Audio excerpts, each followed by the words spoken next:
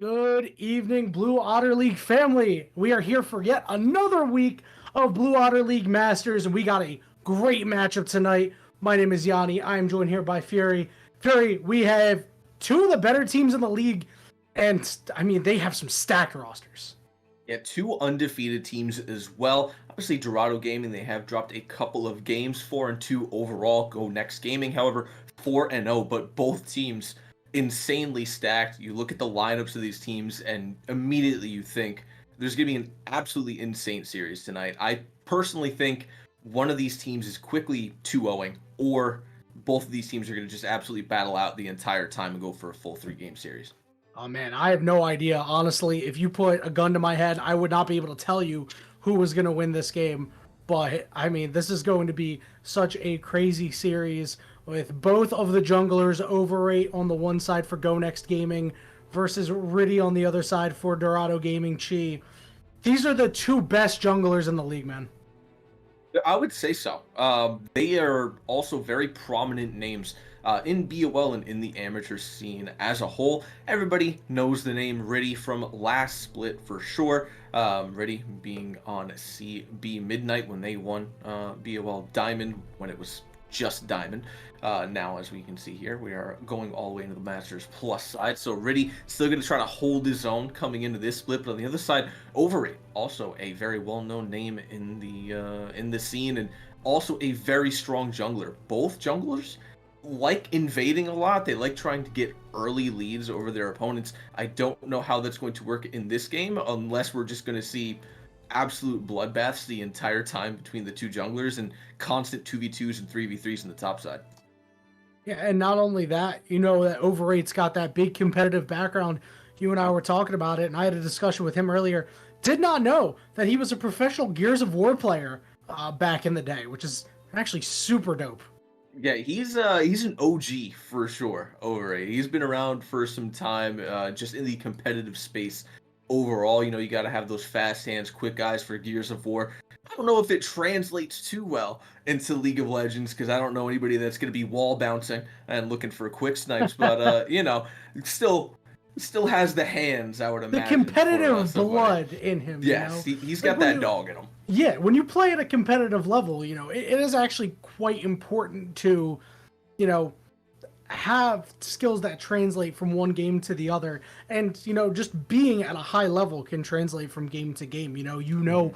The way you have to approach certain things, the way you handle your practice and stuff like that. So we'll see if that is what actually helps take his team over the top. But that team over on the side of Go Next Gaming is pretty stacked. We mentioned both of these rosters are, but I think that Go Next Gaming, I was taking a look at a lot of the rosters, they might be the best one in the league. I would personally have to agree, only because of what I've seen in the past from B-Way Bennett, from Overrate. I can't personally say I know too much about their mid and bot side of the team. They're a little bit newer to me personally. However, their backgrounds are pretty extensive as far as where they've peaked, where they've landed in the just overall League of Legends space. Master, challenger level players on that side. Yeah, and multiple members of Go Next Gaming have been in the collegiate space. B-Way Bennett has been in CLOL Championship in 2021.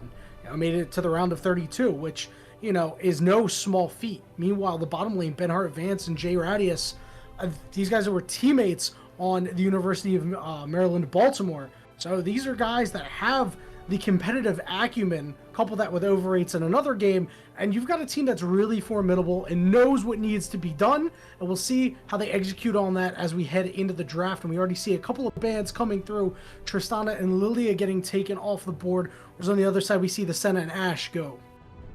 Senna and Ash, I'm wondering if they are getting banned away to not allow something like a Cho'Gath get picked up. We've been seeing Cho'Gath a lot kind of in the space lately, obviously from the like LCS, LCK, but now it has started be getting picked up by the amateur scene. It's worked in some areas, it's not worked in some areas, but I think it's a very annoying lane post level 3, and something like a Senna, like an Ashe to set up easy Cho'Gath knockups are pretty good to ban away to not allow for him to get picked up. Just basically inadvertent Cho'Gath bans, if you will. The Tristana and Kindred, both very aggressive bans to get rid of. However, the first pickup we're going to be seeing is this Ziggs. Not sure where that's going in, if that's going to be mid or potentially just an APC flex. It could be in the support role. J Radius loves to play champions like Ziggs and Xerath, and Benhart Vance as well likes to play, the Ashe that got banned away, making for a really difficult lane. So they decided to just pick up the first half of that anyway.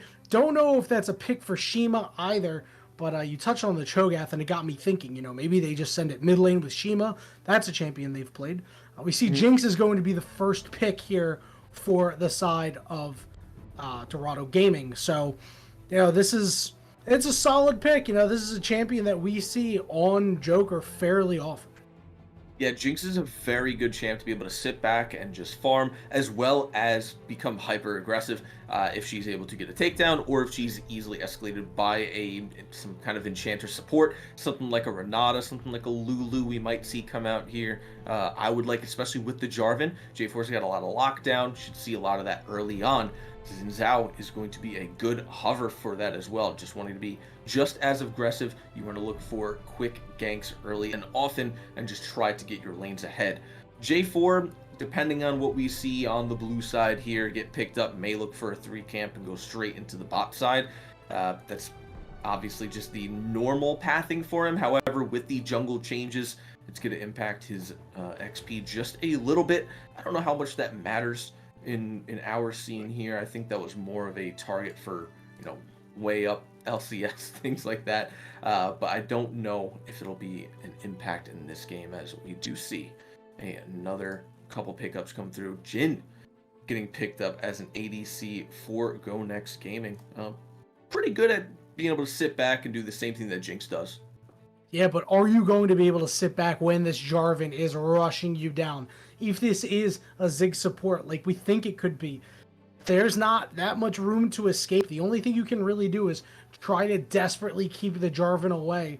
And we all know Riddy, like we talked about, one of the strongest junglers. We'll have to see what kind of pressure they put on the bot lane of Go Next, because Go Next Gaming's bot lane is, looks like they're probably the best bot lane in the league, simply by stats. These are two of the players that are near the highest in their roles.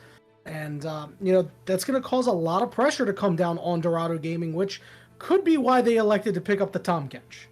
Yeah, I'd be a little bit nervous about that Tahm Kench. We see the Jhin picked up, and like you mentioned, the J4 is going to be a little bit hard to get away from without any movement. Tahm Kench going to be just as hard, if not harder, to get away from than that J4. J4 is a little bit predictable on where he's going to land, and Tahm Kench, you can see where he's going to come out from in his abyss. However, the option to dodge it is not as easy when you're playing on Jhin. Not a whole lot of movement, and there's so far nothing that can really boost his movement. Ziggs has Satchel Charge if that is going to be the support, but it's a very long cooldown, and you're going to have to look out for the timing on that as well. And you're going to have to get some really nicely timed Satchel Charges as the final bans come through of Jax, Orianna, Syndra, and Aurelia. The Aurelia very obviously targeted towards B-Way Bennett in the top side. You genuinely, if he gets on that tonight, I would be surprised just from the times I've seen him play it in the past. He's very strong on the Aurelia. Any kind of top laners that can get on top of you very quickly, look to skirmish constantly. That's probably what he's going to be picking up at some point in these next couple picks as the LeBlanc gets picked up. Yeah, I'm quite interested to see what's going to be picked up now after the LeBlanc gets selected here. Ziggs and Jhin are very poppable targets. And now it really depends on what are they going to pick for this mid lane. Are you going to pick something that can get popped, or that's going to try to pop the LeBlanc yourself? It's always a risky matchup. There are plenty of good options to select, but we're not quite sure what they'll go for yet. The K'Sante lock-in is pretty obvious here. B-Way Bennett has played so much K'Sante, over 200 games this season alone in ranked is ridiculous, and a huge commitment to the champion. It does go to show just how strong that champion is for sure. However, just like you said, the dedication, 200 games of it, no matter how strong a champion is, I don't know that I can put 200 games of a champion on in less than half of a split. That is just so much League of Legends It's to actually constantly get bonkers. that champion, and not have it banned against you that many times when so many top laners know just how strong Cassante is right now. So much dedication going through. So him being able to get that right now is a very good sign, as we do see the Garen hovered, and eventually Moose Hater cosplay? locked in. Moose Hater, is he Ooh, going to go with a okay. rapid fire cannon is the question. That's Lissandra, though. spicy. Lissandra does get picked up for Go Next Game, and you ask for somebody that can either go in and take care of Lissandra and try to burst, or someone that can play safe. You got both. Lissandra's a very strong mid laner, very good blindable mid laner, I would say, as well, in a lot of situations. Right now, into the LeBlanc, I don't know. I haven't seen the matchup lately, but I do know LeBlanc is a very strong mid lane assassin. I do know Lissandra. Did I say LeBlanc right there or Lissandra? I have no idea. LeBlanc's a good mid lane assassin. Lissandra is a good mid lane pseudo assassin if she wants to get into a fight, burst, and then try to get back out, ult herself, go golden, whatever she has to do to buy time for her teammates. So we're probably going to be seeing a little bit of both come out of these mid laners here, but I would be very worried if I was Go Next Gaming into Dorado's draft right now. They are very safe. They can go in, they can get back out, they can go into a lot of damage and get back out. They have a decent amount of sustain. They have really hard engage. They have very good disengage. Go Next Gaming, they're kind of just all in or nothing, right? They can disengage, but if they are, they're using abilities to get out, and if they're constantly chased down, they are just going to end up losing the fights. They need to be working proactively this game rather than reactively. Yeah, there's a lot to like about both of these compositions, and one really wild card I want to talk about is Go Next Gaming's pickup of the Ziggs, because it nestles into their team composition so nicely and does so much against Dorado Gaming's composition, right? Because, you know, Garen has a hard time just walking forward, right? Right. He's going to have to be on the flank. Tahm Kench is going to have ways of getting in, but is going to have to use big cooldowns and not be able to protect the Jinx while doing it. Meanwhile, if you want to just take a straight up 5v5, like they're going to ARAM mid lane or something, or around objectives no less, this Ziggs is going to provide so much zone control. But I do want to say, what are some things that you like about both of these compositions, and really, what's the win conditions for both of these sides? Realistically, for the side of Dorado, they just want to look for early ganks here. I would say probably just go mid, not mid bot, bot or top. Top and mid are going to be a little bit harder. Cassante, Lissandra, you have to be on comms for your cooldowns.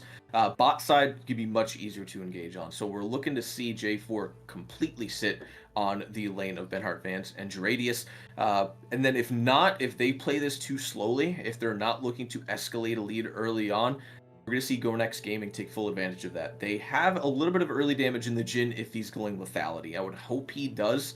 To try and just win the lane. If not, if he's looking for just regular crit, they need to just scale for late game. They have to play safe. This entire team is just wanting to go as late as possible, really, especially that Ziggs. Like you talked about, Ziggs has a ton of zone control. Lissandra's very good at wiping waves as well, for that matter, but Ziggs is better later on. We're looking past the 25 or so minute mark. He needs a couple items. He can start just throwing Qs and bursting down LeBlanc, bursting down Jinx, J4, Garen, before they even get anywhere near a fight, and that's how they want to play the fight.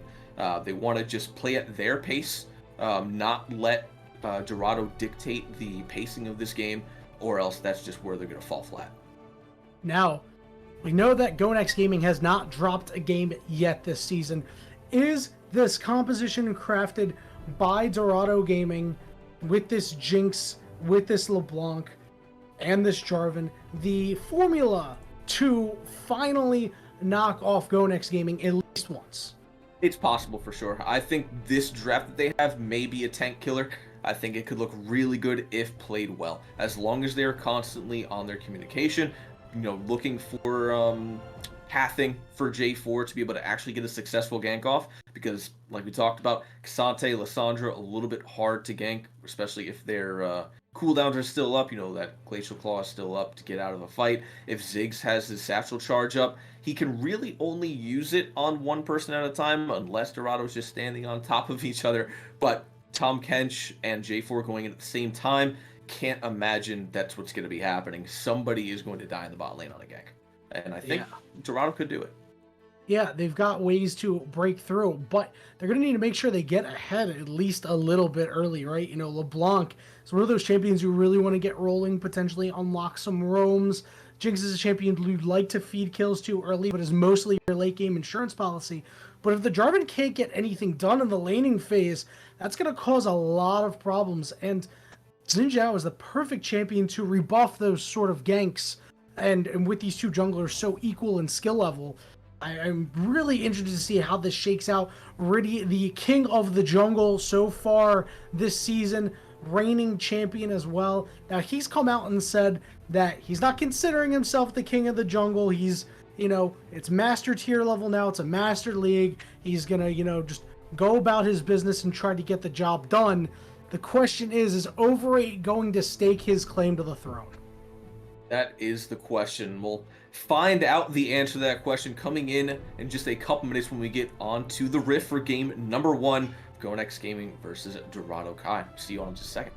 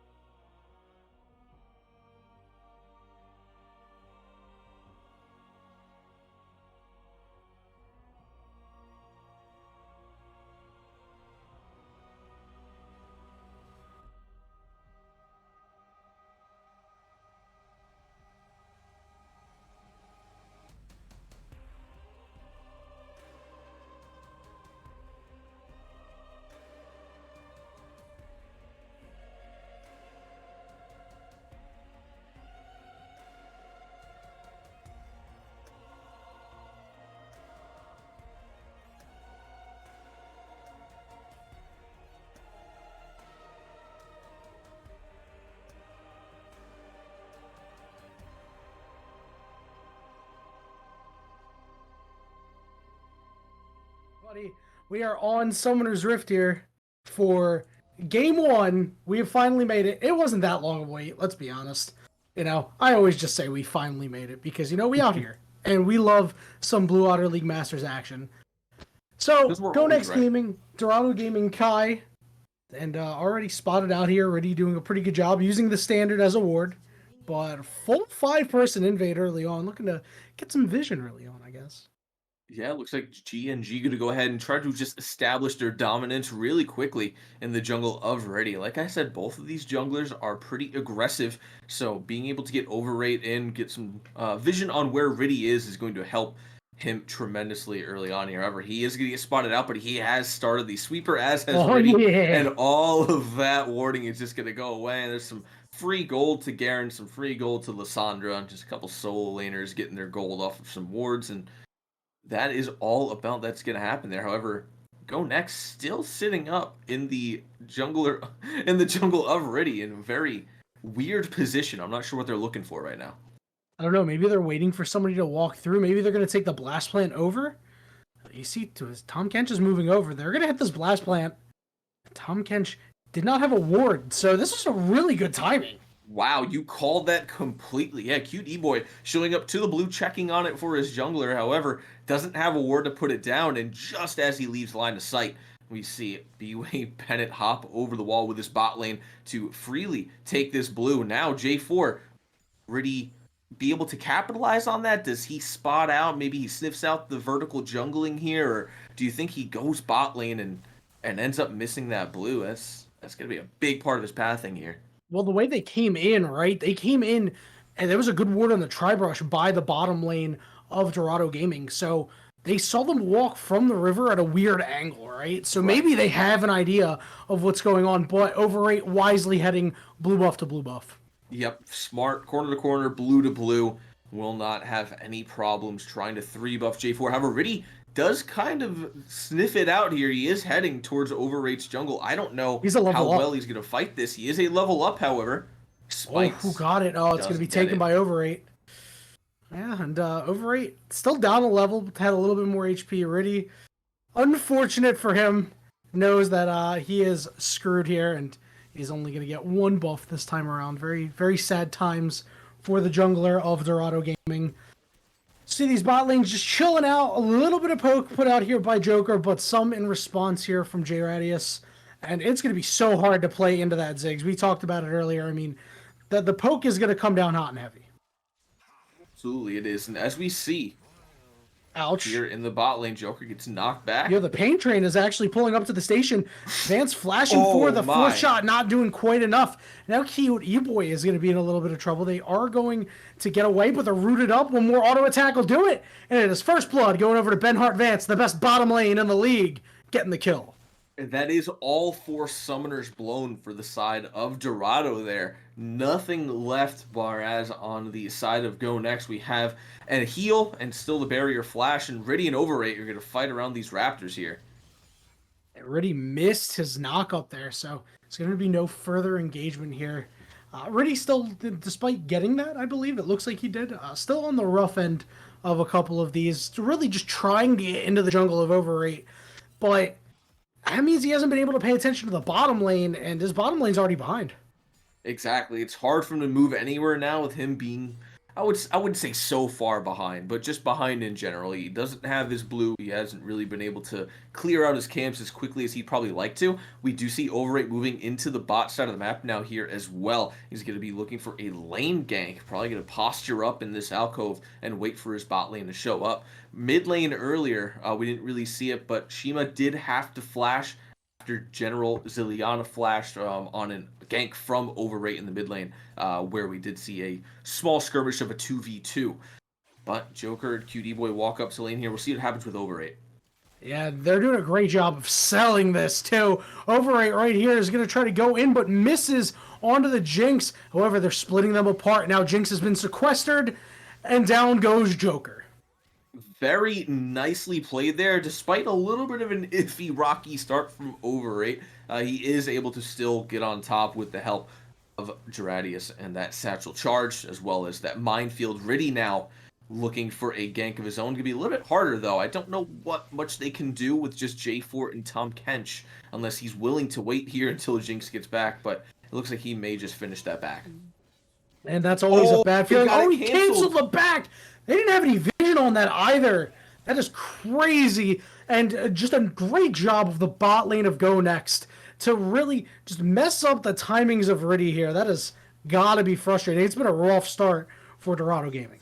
Vance and Girardi stream sniping or what? Man, I don't know how they knew Riddy was there unless they somehow got vision on him right before he went into that bush, but very well spotted by them. However, Riddy is going to move up to this dragon here. It looks like it's going to so far go uncontested. He is relatively low, so if it does get contested, he's going to be in trouble. Here comes General Zilliana as well as Overrate. Shima going to try to get down some vision just to spot him out.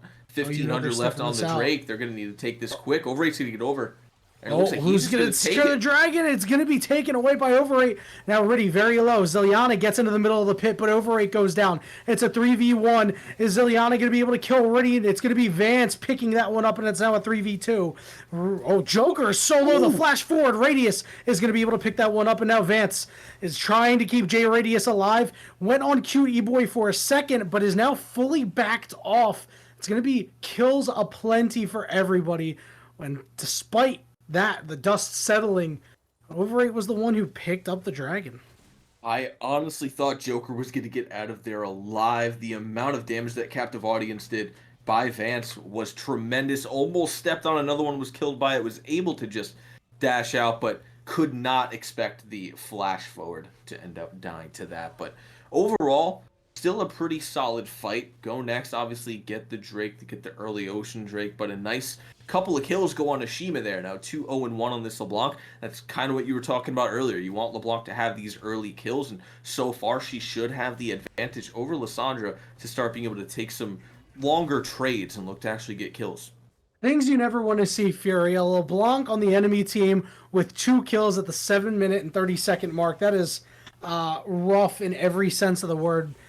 So gonna need to do a good job of keeping Vance and J Radius alive. I think Zilliana will largely be fine, but Joker needs to do a better job of keeping themselves alive. Look at the damage they've taken. Vance is level 6. They do have that ultimate available, but they don't have the mana for it. You see Riddy is going to hop over the wall and has been spotted out. They are looking to make something happen. Joker is completely out of the fight, though. It's a 2v2. Riddy looking to charge down onto J Radius, who does not have anywhere to go, will get knocked up, and the Jinx from long range with the zap picks that up. That was an excellently timed flag and drag by Riddy. I'm not sure if anybody noticed it, but the Satchel charge was thrown down, and it was canceled mid-air by Riddy's flag and drag. Very nicely timed by him. Benhart, unfortunately, no mana and missed the W, so was unable to stop Riddy. They were able to poke Joker out, but they were pushed up just a little bit too far, unable to stop that gank. And Riddy doing his job there on the J4, wanting to be moving around the map as often as possible, and finally able to get in the bot lane to make a nice play for his team. And Joker getting a little bit of breathing room now is just doing all right. What we see up in the top lane, Fireflans has to flash away, and not something you'd expect from the self-proclaimed owner of the league after week 1. That's what they listen. His words, not mine. Saw that on Twitter a little bit ago. He retweeted that, and he got owned a little bit there. But despite that, the CS is still largely even. Yeah, that is the 200 plus Cassante games B-Way Bennett. I can imagine he's played against the Garen top after the Moose Hater popped off quite a few times. I'm sure he's had his fair share of Garen matchups, knows what he's doing in that lane. No kills yet on either side, relatively even in terms of the CS, but over time, Bennett is just going to get stronger on this Cassante. The longer those fights go, the more fun Bennett has in those fights, and Fireflans is going to start to struggle unless J4 starts getting up there, and now fight the bot side. Yeah, Riddy with a great ultimate, and Vance is going to fall. J Radius is coming up next, served on a silver platter, a double kill for Joker. Up on the top side, Fireflans not quite able to find the kill onto Overrate, and that does mean the Rift Herald is the taking for Go Next. I'm not sure how Fireflies ended up in a 1v3 there while we were watching that fight in the bot lane, but he was definitely at the wrong end of it. Bot side, though, Riddy doing a really good job of bringing his bot lane back into this game after kind of a mediocre start by them, with Overrate able to help his team get a pretty sizable lead early on. But now Joker 4-2-2, Cute E-Boy 0-1-4. They're definitely back into this game. I'd probably say just about even in terms of the gold at this point now, especially with the amount of plates that they've taken off here, looking for one more. But we're going to see the Rift Herald dropped in the top side. They're just fighting for first tower, and they're able to get that with the help of G-Radius up in the top of that satchel charge. Oh, that satchel charge. We all know how strong it can be. That is going to cause a lot of problems as the game goes on. Their siege isn't so hot on the side of Go Next, but with the Ziggs, it always makes it at least a little bit better. But, you talked about the aggressiveness to go after the bot lane. We mentioned that it didn't go so hot earlier, but call him gritty because he grit his teeth and he made it work. 0-1-6, giving Joker 4 kills right now. Despite the fact that your first hurt went down up top, you're looking in pretty good shape here. Yeah, all the kills that are on the team right now are in the perfect hands. You've got them on LeBlanc, you've got them on Jinx, you want them on these late game hyper carries that can get ahead early and get into their mid to late game scalings at an earlier point in the game. Riddy looking very intently for a kill here, trying to drop that Cataclysm. Split the team apart. Joker ghosting, but now has to try to find a way away from Bennett and gets pulled all the way over the wall thanks to the all-out. Cutie Boy able to rendezvous with them, so now a couple of members sequestered off. It's a bit of a split fight here as the rest of Dorado Gaming look to regroup. LeBlanc has to try to find a way, and this is good engagement on to this Lissandra, who is in her tomb, but should fall shortly. But now you see Overrate trying to do a lot and falls. Zilliana the next to fall. J Radius has no team to help him out, but they're able to trade back onto Joker. And now on the backside of the fight, down goes Cassante, and Vance is the last one standing, but he wants a piece of this LeBlanc, but it is the clone. A little sad there. So many low health bars. Is there anything Vance can do? Shima over the wall, trying to get maybe a fourth shot off, has 2 more to go, but the dragon will fall. Great fighting there from Dorado Gaming. Yeah, that started off decently for both teams.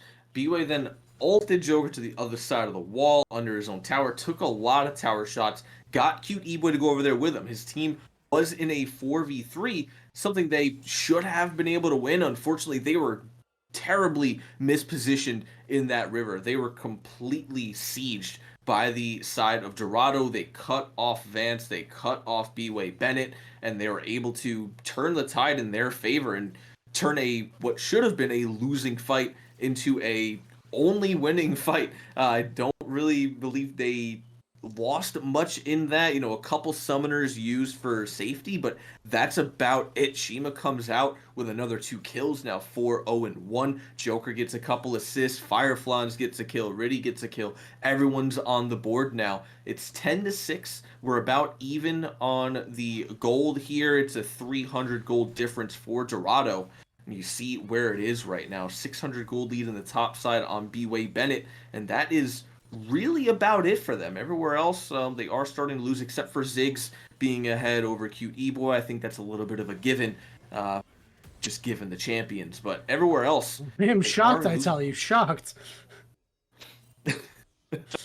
How could it happen? You're telling me Ziggs has the most AoE damage in the game? Oh, the humanity. Oh, the humanity. Oh, the misery.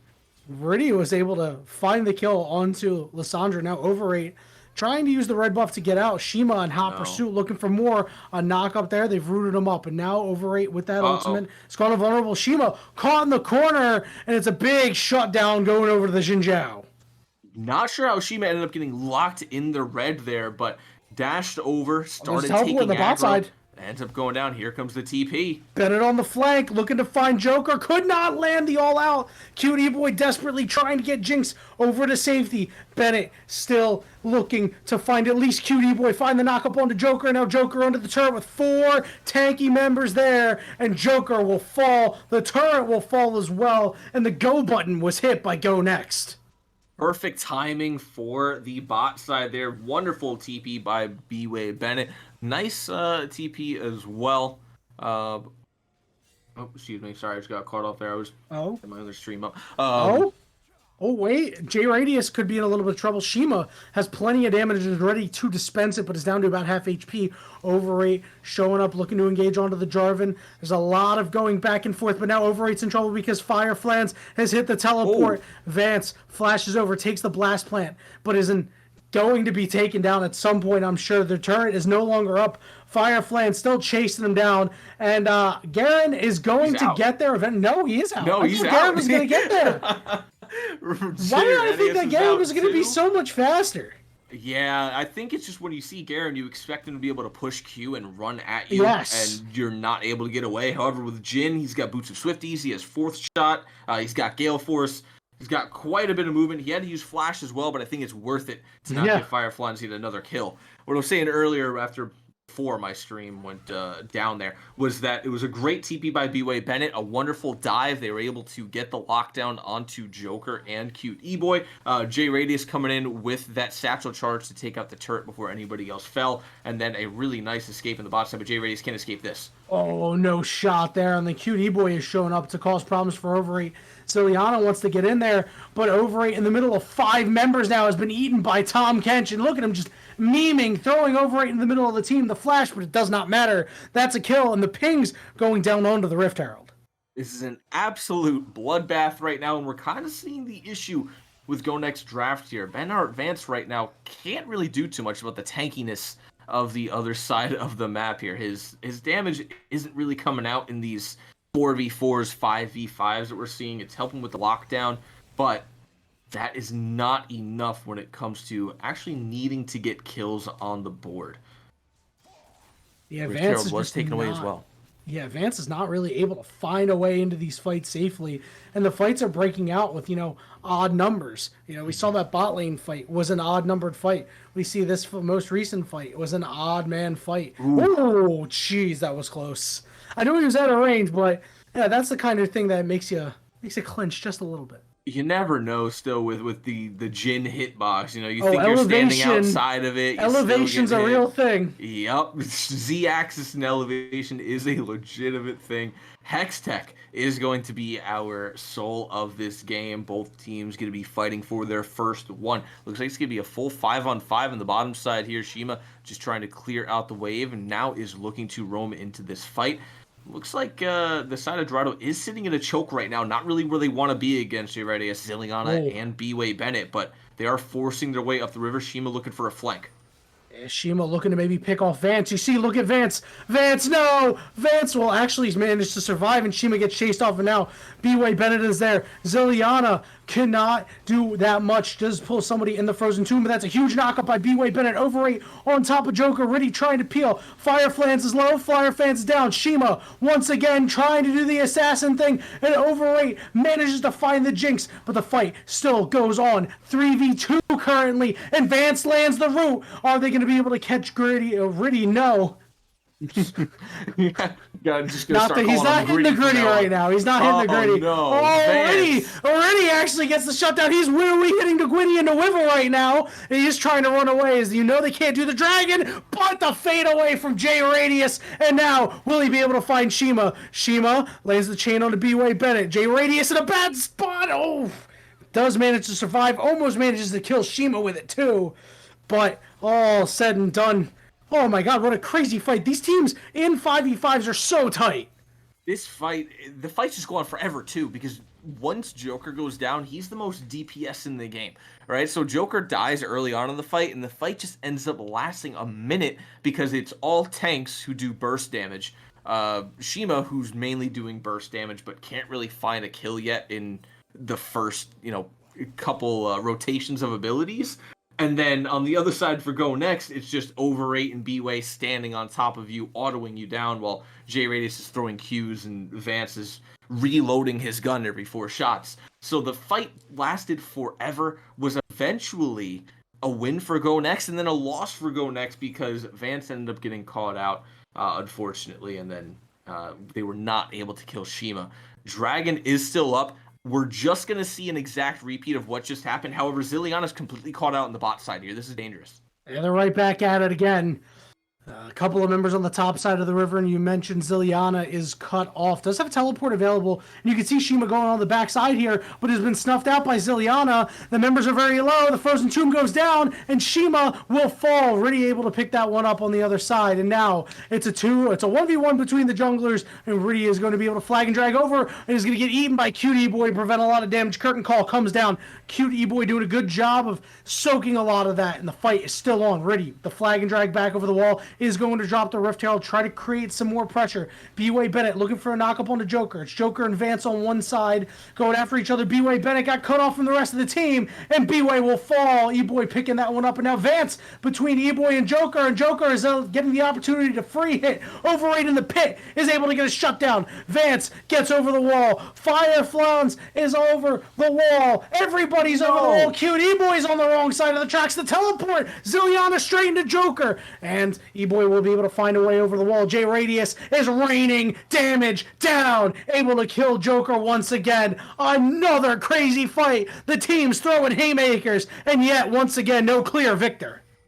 That was just, I don't know what that was. Go Next had a pretty perfect setup for themselves. They just had to get Zilliana back into the fight, but then B-Way ends up coming towards the bot side, and they start running at them, and they let Dorado get behind them. They completely gave away their positioning on the Drake that they had, and they just had the top side of that river, and they would have been fine.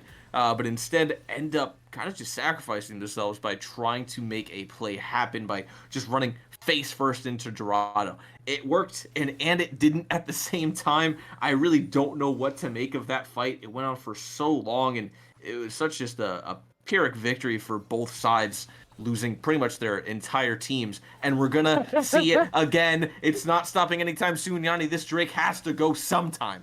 I feel like I've seen this before. I feel like the Dragon has won every single fight, and now Tom Kench in the middle of multiple members could be a problem. Vance and J Radius on the backside get blown up by this LeBlanc. Fire Flans clears up the back line. Joker has fallen, so now the Garen is going to try to get in there. The ultimate from the Ziggs doesn't do enough. The shutdown on the backside, Riddy trying to flag and drag out. It's a 3v3 right now. Zilliana very low and has gone golden to overrate, pumping out damage, able to find a kill. Now it's Kench who's low. Shima has rejoined. It's a 2v1. You've got to be kidding me. The Garen has run over the fight. He's got a double kill. Overrate flashes over the wall right into the LeBlanc. Are they going to get the kill? They are. It's a 1v1. Even HP on the other side. Who's going to win this one? Overrate with the knockup. He's spinning like a Beyblade, and Flans is going to run away with the Q. Overrate is still chasing him down because there's nothing else to do, and the tip of the spear just catches the cape, not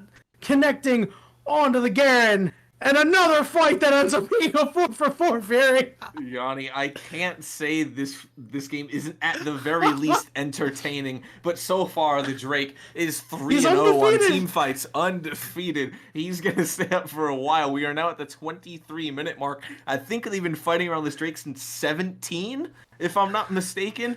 It's been a very, very long dragon fight. The gold has realistically gone nowhere. The top lane wave has been sitting in that position for 6 minutes, and everybody is still mid-bot. Shima looking to come from the bot side here. All 5 members of Go Next Gaming sitting in the middle of the map, and Shima may be in trouble here. Has to start the back.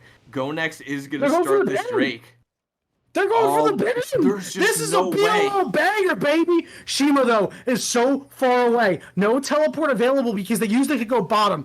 They see that the Baron was getting started up, so they do elect to pull off. This is crazy right now. Dorado Gaming, I like the attempt, but Go Next realize that no, it's not time to go to the next objective. It's time to go to the only objective that matters, and that's the dragon. We do see Joker is in the top lane, so you see more pings going down onto the Baron, and you see them move right back over to the top side of the map.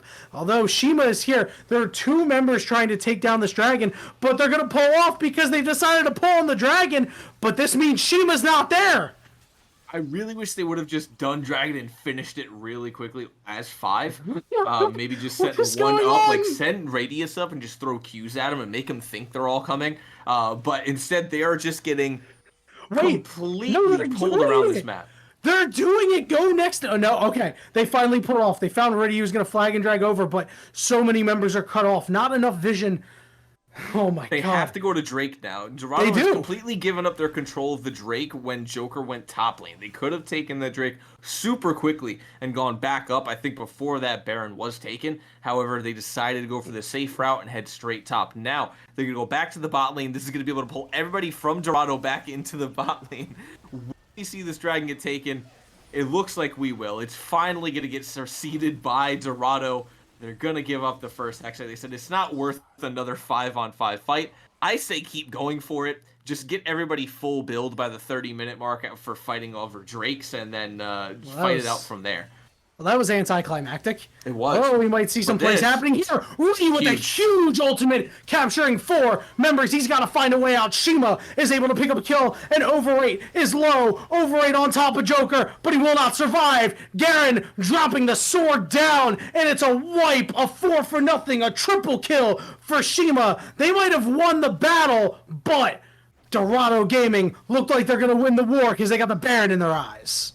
Bennett, unfortunately, was on the bot side of the map there, had to sit and watch his team get 4-man cataclysm by Riddy over the wall by Raptors there. Unfortunate pathing by them after finally taking that Drake. B-Way, you gotta imagine if he was in that fight, would have been able to help out his team, but now they are going to lose that Baron, like you said.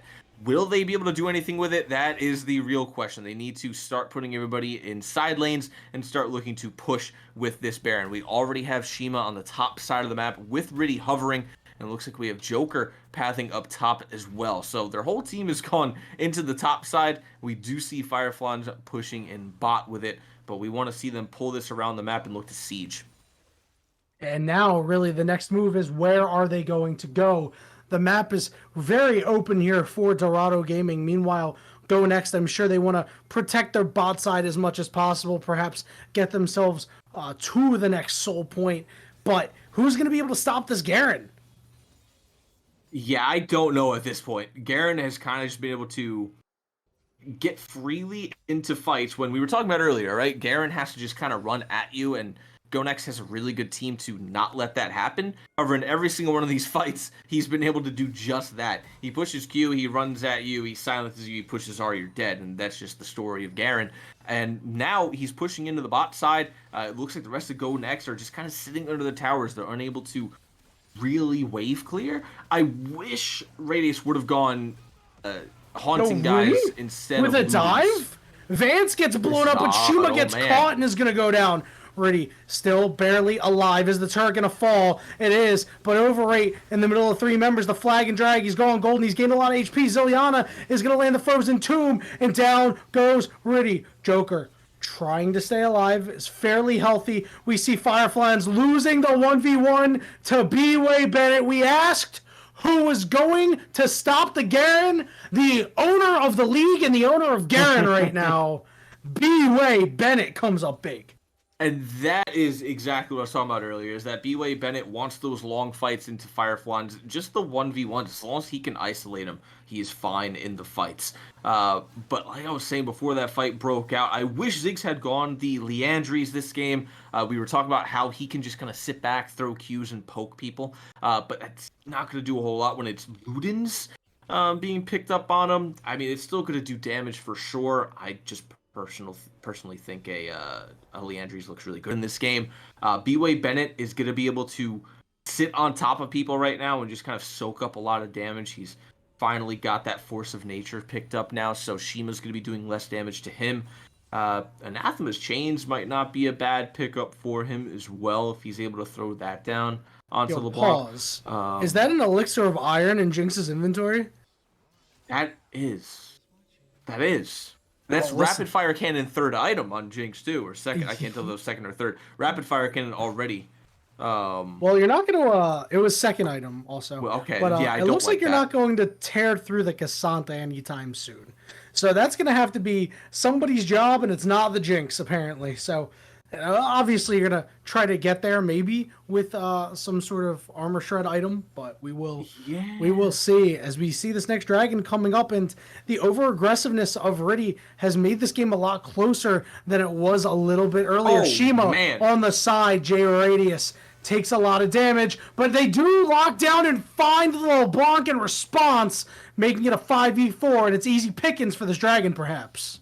It's a big pickup, and topside Fireflies was just trying to back to maybe TP into the bot side, and BOA Bennett walked up, stopped that back. They were skirmishing in the top side as we do see the fight around the dragon, getting ready to set up in the bot, fight up in the jungle.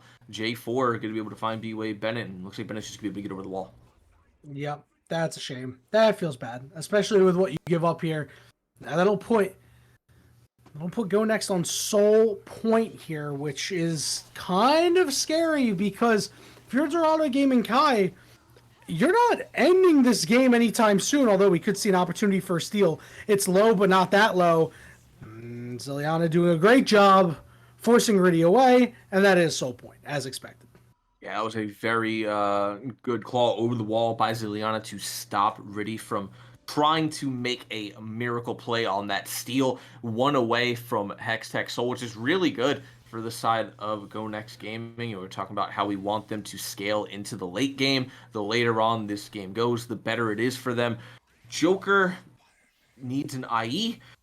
Vance is building LDR to try and get some damage, like I was talking about earlier, about the damage that he needs to do to these tanks that are Fireflons and a cute E-Boy and the pseudo tank of Riddy and J Radius. What are you doing? J Radius gets knocked up, and Overrate trying to keep him alive, but is unable to. A huge pick there. The Baron will not be up by the time J Radius is back, but it allows them to maybe secure some vision. As you can see, Riddy getting really aggressive. It's really tanky right now too. Yeah, J Radius, he was out of that fight after that satchel charge. I'm surprised he doesn't just walk away. Instead, Riddy able to get a very nice pick. However, it doesn't really end up with anything but the kill. They haven't been able to pick up a tower. There's no objectives up after that. BOA Bennett pushing in on the bot side into Shima, has that TP available if the Baron is the next play. Ziliana hovering on the top side so they can stop the push from Fireflons, and it looks like Benhart Vance and Overrate sitting mid, waiting for J Radius to come back up so they can actually start to look to siege and poke down this team. The question is, when will the next fight come out? Looks like Riddy and Cute E-Boy, with the help of Joker, are potentially looking for another pick. Yep, they found Overrate, and here comes the teleport.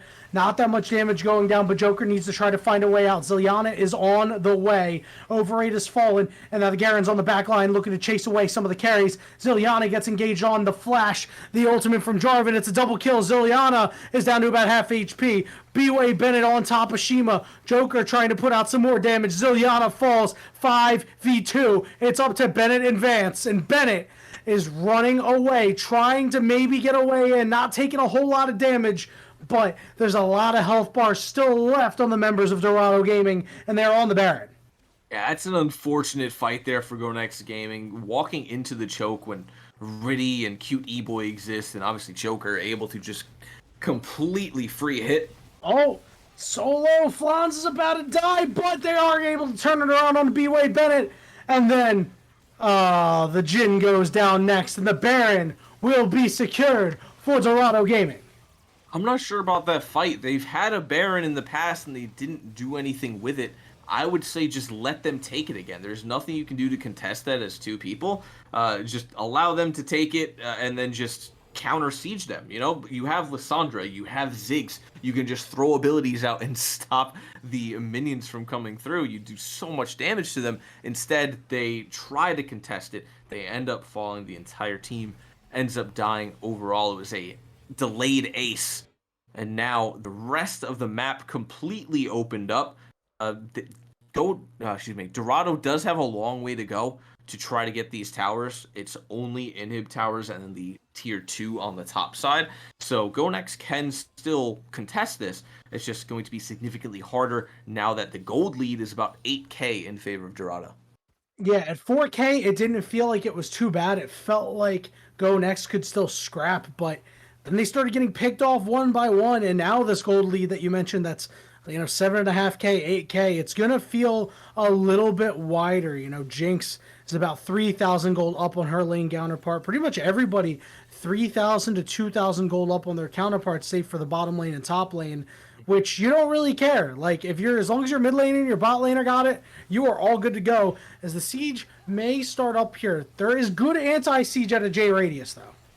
Exactly, they've completely cleared out that entire wave before that tower was really touched by anybody. And they got a couple cannon minions attacks on it, and that was it. Top side, we're seeing Fireflans push into BOA Bennett. Fireflans? He's actually going to get taken out. That's a good pick on the top side, and now the siege mid. Yeah, they could potentially try to make a play here. Overrate wanted to go in, but gets rooted up. It's a 5v4 Zilliana down to about half HP. Overrate looking to get in. Joker's been rooted. Riddy with the engage on top of Overrate. And now Riddy is just basically drain tanking. Although he's low, he's going to fall. He manages to flag and drag, but is in Guardian Angel. Steamo over the wall. Double distortion is going to turn the fight on its head. And Joker is able to free hit Vance, the last one alive.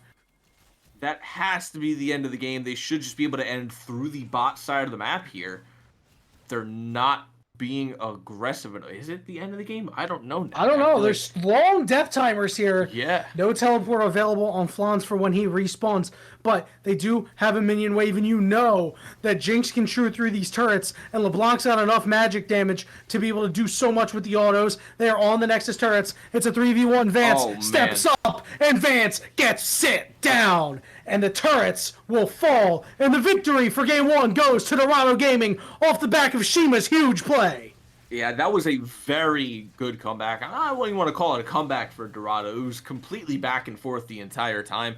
Dorado was in a little bit of dire straits with the state of the dragons. However, overall, their macro positioning was better after that Drake was finally taken and they were able to get a couple Barons under their belt. Now that I'm looking at it as well, I really wish Radius went Leandries in this game with how tanky Dorado are. I think if you want to be, that wave clear, poke damage, not let them get into a fight, you just want to continuously burn them down.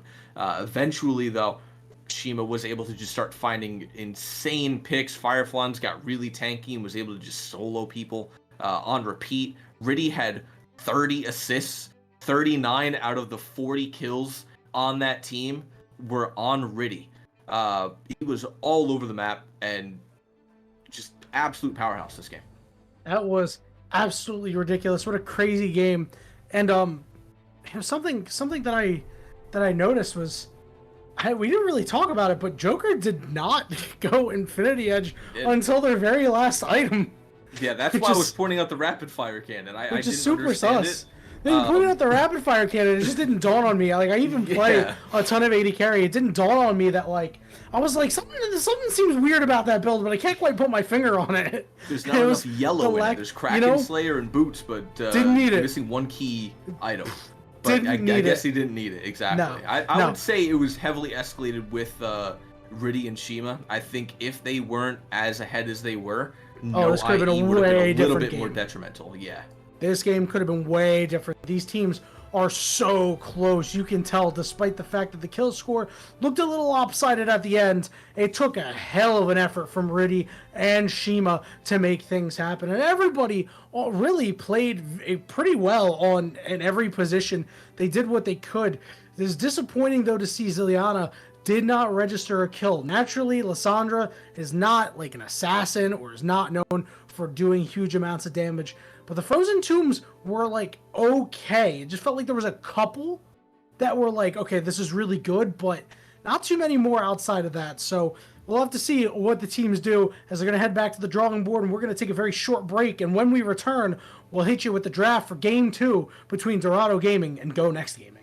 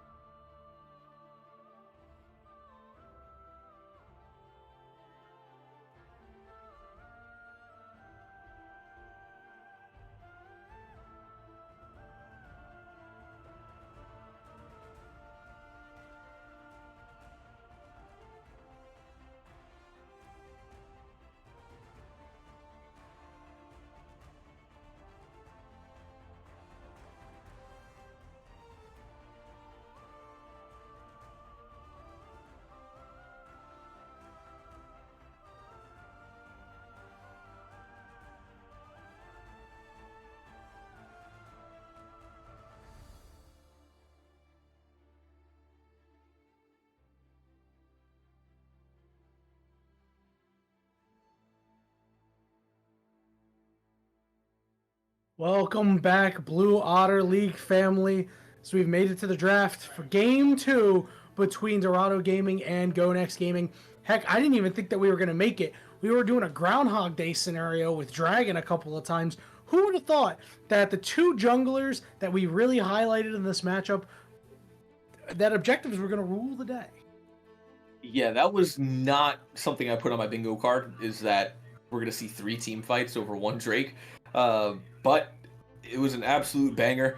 Already, we are seeing a slight shift in the ban series here. We've got the LeBlanc and a J4 ban coming up from Go Next on the red side, and then just the Ziggs change up. Senna and Ash still being on the ban list for Dorado. They're going to add Ziggs to that. We'll see what they first pick here. Lots of picks for really Riddy now. Yeah, lots of picks for Riddy now. You know, 2 of the picks that were banned the last time around are on the table. No and way, you blind Belveth. That Belveth is something that he plays a whole lot, and it's going to be locked in here. So we've gone from Jarvan the Facilitator to Belveth the Battle Boss Carry. I'm nervous for that. Belveth can be a very, very good champion. I'm always nervous on first pick Belveth, so I feel like she can really get countered depending on the pickups. I feel like something like a Xin Zhao can be good. Something that can just be tanky can be good. Vigar first, but what is this? Is that spicy. Vigar bot lane though? I have no idea, to be quite honest with you. I mean, listen, I've done a lot of homework on these teams. I did not see Veigar on the bingo card, one of my favorite champions, so I always look for somebody to pick them up. So I'm as confused as you are. I have no idea where this is going right now. It really depends on the rest of the picks. We're going to see Hecarim get hovered, but they're going to opt to go into Vi, it looks like, which is also a very good pick. She has been huge in the meta recently. Vi's a really good pickup. I think I personally would have preferred a Hecarim come through to help facilitate the Vigar. But Vigar, especially with the buffs he got for no reason, I will vehemently be against the buffs that he got so forever. Right. It's a small amount of range that feels infinite when you're against him. It's so pressuring. There's really nothing you can do against him. It's extraordinarily annoying to lane against him. So we'll see what they pick up, where he ends up going, if it's going to be the mid, if it's going to be APC. I think it's a very obvious flex. Like they could pick up Alistar with it. I've seen Vigar Alistar lanes work very well. Tom Kench picked up on the other side with the Aphelios. That is an interesting pickup. Did not think I'd be seeing Aphelios even get hovered tonight, but yeah, that is the ultimate pickup. It's something in Joker's repertoire. It is. So. It is, but I didn't think it was going to get played into Vi. It's definitely not too high on the priority list, but you know they determined with the Tom Kench, you know that's good enough to protect against the Vi. So we'll have to see what other options that we see for Go Next Gaming. Right, we still don't even know where that Veigar is going, so who knows? That cage could just be disastrous for Tom Kench and Aphelios. It looks like the Rel is going to get hovered. That's a champion that we haven't seen in a long time, and that's going to get locked in. I'm surprised by the Rel pick. I haven't seen it in a long time, and I think there's a reason we haven't seen it in a long time. Heck, she's getting a mid-scope update because of that. Exactly. Like, she is not great for a lot of reasons. I mean, in the right hands, sure, we've seen so many champs get nerf after nerf after nerf and just be completely out of the meta and still do well when they're in the right hands. However, in this level of play, you cannot afford to play a champion that is just bad. I have to say it. Jeez. Rel is not a good champion. Jeez. So her getting picked up is surprising to me, especially into what they have now. I mean, Tom Kench, Aphelios, Belveth. What's Rel really gonna do right now? Wait a minute. Wait a minute. Look at the bans. Hold on. This is actually huge. So, if the teams are to be believed in what order they are, it looks like Vance is gonna play support this game, and Jay Radius is gonna move on to the carry role.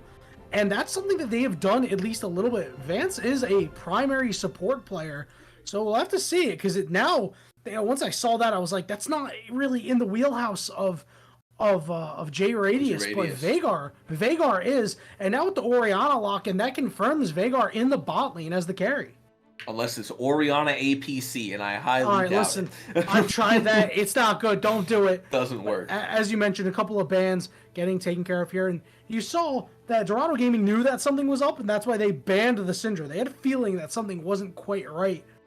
And, of course, that Aurelia that they don't want B-Way Bennett to get his hands on. It looks like we're going to see a set get selected here, and that is a Firefly special. That is the champion that he said he was the owner of the Blue Otter League Masters on in week 1. It's not a bad pickup. However, right now, Dorado, not a whole lot of range in their kits. Aphelios, obviously, going to have the most range on it. But even then, very range ADC compared to a lot of them. They're going to change that up by picking up... Oh, no Anivia. That's why we can't get on the Talia. We can't get baited. But Talia, a pretty solid pick with this composition. Yeah, not bad at all. They could be looking for dives with that Tom Kench, with the Belveth. Would be a really good dive comp, kind of like what we saw in the last game. Didn't really get to see a whole lot of dives, but the couple that did come out from them worked very well. And now the final pickup for the side of Go Next, this is obviously going to be in the top side. What will we see? The Cassante is still up if they choose to go for that. They do have Ornn if they want to play that. There is absolutely no way they're playing Soraka top. No way, right? Hold on. Let's check chat, make sure. I left Soraka top off of B-Way Bennett's list of champions, but it is on there. It is a champion that B-Way Bennett has played at some point in time this season. And I did not think that we were going to see it. Rel and Soraka top. What? You are kidding me right now. What patch? What is going on? They're mental boomed. They have to be mental boomed. Go Next Gaming hasn't lost a game yet this season until this last one. They have to be just miles away mentally. They are gone. They are just ready to... They're down to clown, man. They're either mental boomed or they are so in their zen that they have just been enlightened and realized that it's a bad support right now and a last season top lane pick that needs to come out to win this game. And hey, you know what? If that's what it takes for them to beat Dorado, then that's what it takes. Personally, I think they have absolutely no damage. There is no sustain on their team, and there's no way they're going to win it. But props to them for the draft, and good luck to them going into it. But this has got to be one of the strangest drafts I've seen picked up this season so far. Bro, this is wild. I don't really understand here, and really the big issue that is now gets cropped up is where's the physical damage coming from? It's just Vi.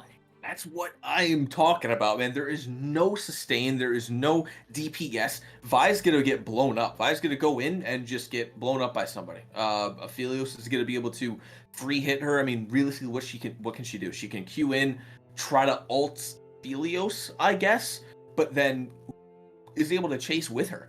Oriana can't move in with her. She can throw her the ball, but Vi's going to end up being out of ball range for an ultimate. Rel is not going to be able to dash in quick enough. Veigar is not going to get anywhere near anyone, and Soraka is just going to be standing in the back throwing Qs and ulting on cooldown. I can't see a world where they get a kill on anybody unless Dorado actually just overstep, play the fight terribly, and just give them a kill. Realistically, Dorado should be able to look to end this game at like 20-25 minutes. They're gonna try to get an early lead top, and just in case there was any doubt off that. Yeah, just in case there was any doubt that it was Vi top Soraka there jungle. Was any doubt or Rel top or something really wacky. I mean, that's obviously not. No, I mean it's not to say that like Soraka hasn't been a top laner at points. Right. She was a little bit better with her old Q. I don't know if you remember that, the one that just if you were in the area you got hit by it, no ifs, ands, or buts. I remember getting wrecked on multiple occasions by challenger top laners in these leagues, these like go for lols and stuff like that. So that's really where the Soraka top thing came from. Obviously, as they changed her to be a support, it's not as good, but I mean it's still a thing. People have done it. It's just not something I would have expected to see, especially out of a match like this where both these teams are 2-0.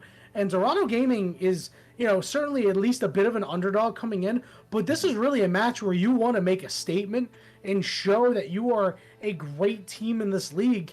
And Go Next Gaming is just kind of like they're just trying to swag on them. And I don't think that's going to work. I think Dorado Gaming is a little too good for that. This is one of those games where it's like, I hope I eat my words. I hope Go Next Gaming actually pulls something out this game and absolutely just goes ham on Dorado. I'm not gonna hold my breath though. Gritty should be able to move around this map extremely quickly. The entire team is gonna have Prio on the top side of the map. There should be no reason why Set doesn't have Prio over Soraka and that Talia doesn't have Prio over Orianna. Belveth is going to be given free reign to just walk up to Rift Heralds and proc her passive and just get big really quickly. I don't think there's a world that Belveth is going to lose any objectives unless we see some really nice steals come out from Overraid on this vibe. But that is kind of just banking on miracles at this point. Aphelios and Tom Kench, even in the bot side, I think are going to be very aggressive into Vigar. QD Boy, he's going to look for the abyssal dives, but I think Vigar can just throw up a cage and walk out of it. But there's not going to be much trading back they're going to do. He's going to, throw a Q and tickle Tom Kench real quick, and then Tom Kench is just going to heal that right back up. Just going to get some I'm magic nervous damage. for Go Next. Yeah, exactly. I'm nervous for Go Next. Vigar is just looking to proc his passive and stack off of Tom Kench with his abilities, but whether or not they get that late into the game to where that matters, I don't know.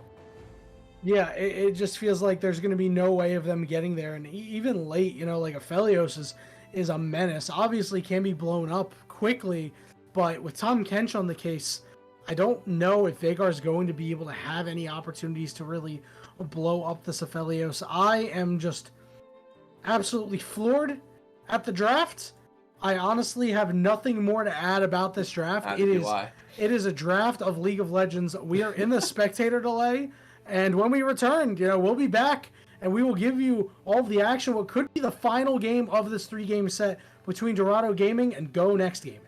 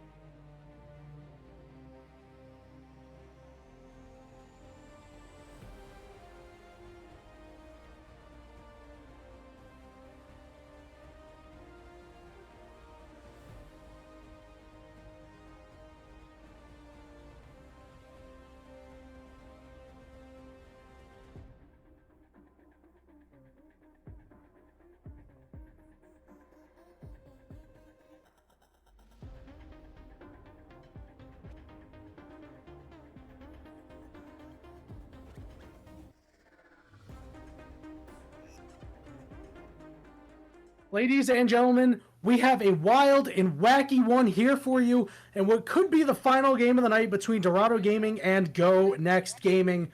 Go Next team composition, it looks a little weird, I'm gonna be honest, but they do have triple teleport. Not sure what that means, but they have it.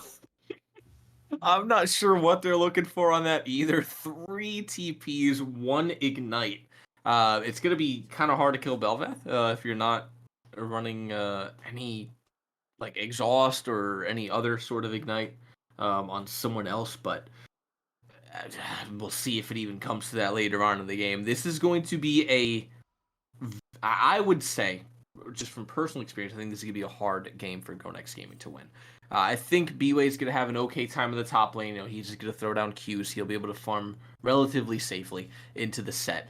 But Riddy and Overrate, I think that is really where this game comes down to again. I think it's going to come down to where these junglers path, where they sit, who they get ahead early. It's just the thing is, if Riddy starts getting Joker online early, that is going to be basically the beginning of the end for Go Next Gaming. You cannot let the Aphelios get ahead earlier and the Bel'Veth. Yeah, I just don't know how they're going to stop it, right? It just needs to be Overrate. It's not like Orianna has the greatest, power in the mid jungle duo, right? Like the mid jungle duo has to be better for Bel'Veth and Talia, right? Like that shouldn't come as a surprise. So they're gonna need to do a lot of work to keep Riddy behind. Yeah, it should. I think it would be. I don't know that Riddy has to go topside for Bennett. I don't think Bennett's ever really going to be pushed up. So unless they can catch him out, that'd be their best option. I think we're going to be seeing Riddy sit mid and bot a lot. I think it's going to be a lot easier to gank mid lane, Zilliana. I think it'd even be an easier 2v2 rather than the 3v3, because the 3v3 in the bot side, Vigar throws up a cage, Rel dashes out, or she just goes in and suicides to keep her Vigar alive. Maybe you get 1 kill. But I think they should be sitting around mid-bot, primarily mid, with that being the easiest place to go until Radius and Vance start pushing up, if they even do and choose to do so. Hey, remember that Vel can break shields, so it might be a little bit easier than one would think in order to take down this Tahm Kench. We'll just have to see what happens here. We all know that Bel'Veth has ability to gank, but it's not as strong as the Jarvan, for example, that we saw in the last game. Meanwhile, Overrate is a champion that should have no problem with that, much like the Xin Zhao. So I'm expecting them to make the first move. We didn't really talk too much about this mid lane going at each other because it was interesting for a little bit. It just felt like whenever there was a play to be had elsewhere, it was all Shima getting there first, being the one to pick up the kills. So we'll see once Zilliana hits level 6 if they're able to hit some 3k elo shockwaves. Yeah, Zilliana in the last game was able to get in, do some disruption, throw down an ultimate either on themselves or on someone else to try to buy some time. However, didn't do a whole lot. Like you said in the last one, didn't get on the board with any kills. I believe it was 9 deaths, 12 assists overall. This game should hopefully be able to do a little bit better with the Orianna ults. Like you said, those shockwaves, try to hit big ones. Try and get some kills on the board. Has phase rush as well, so the poke into Shima isn't really going to be there. Shima, as we have seen, has already been winning on the poke contests, and Overrate now sitting in the jungle behind him. She was able to get a ward down and sniff him out before he does anything else, and now Shima just going to try to clear out this wave that's pushing into him. That's a fantastic ward too, because spots out Overrate, protects the chickens, so it allows Riddy to just farm up, do their thing, because that's what you want to do on Bel'Veth. You farm up a little bit, you kind of get an item, and then once the objectives come through, and you start going crazy. And Riddy right there, I thought was maybe going to try to get onto Zilliana. Zilliana just getting a nice ward down of their own right onto the Raptors, which in time isn't going to do a whole lot, but in the moment was a really big move there to spot out Riddy, knowing that they're on the bot side, so J Radius and Vance should be playing a little bit safer after this wave, knowing that Riddy's down here. And especially since J Radius doesn't have any mana, although does have a teleport to play with to be able to get back really quickly. We see the freeze starting to go on just a little bit here in the bot lane. Meanwhile, up top, It's it's gone about how I expected. Fireflons is just carving out a nice CS lead for themselves. Although I'm kind of surprised that Soraka is missing as much health as they are. Yeah, it's one of those things where it's going about as well as you could hope for. BOL Bennett, I imagine, had to have gotten hit by a Facebreaker Haymaker combo to be that low.